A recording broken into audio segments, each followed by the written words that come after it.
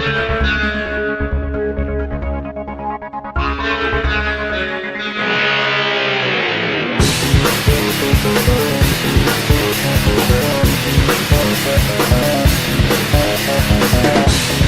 name is Christian Schönlein and I'm a product manager for Pro7 Sat.1 Games, and my upcoming product is L.A.W. Living After War. So the storyline of L.A.W. is that Earth has been devastated by nuclear war, and people they escape on a spaceship called Tomorrow into space. They survive in space for 200 years, return back to Earth and find that survivors left on Earth have mutated over those 200 years. So these creatures, the so-called Neue, are now living in unison with nature and want to defend their planet Earth from mankind who's coming back.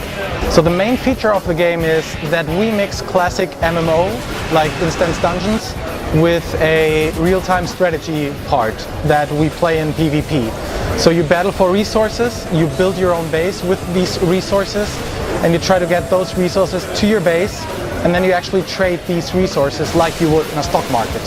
You actually take control of the units in the game. You take control of helicopters, you take control of tanks in order to get resources from your enemies that are taking them via truck to their own base. So that is our big PvP mode, which is like a full-fledged RTS real-time strategy game mode. We differentiate between resources and items. Items, you can loot those from boss monsters, in instance dungeons, mob hunting quests, and in the PvP mode, where you have the real-time strategy part, there you battle over resources. But resources and items, they fit together. You need both resources and items in order to craft items, for example.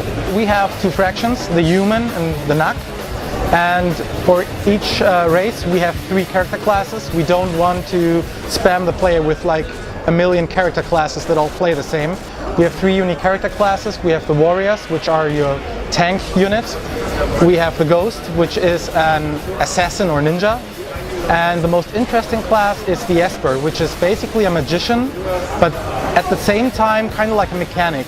So they can spawn like battle robots and battle mechs into battlefield that you can then use for the real-time strategy part again. The game is set in a persistent world. When you do your PvP real-time strategy battles, you will have to defend your base. If you leave your base, other players will be able to destroy it. So whatever you build on the server is persistent.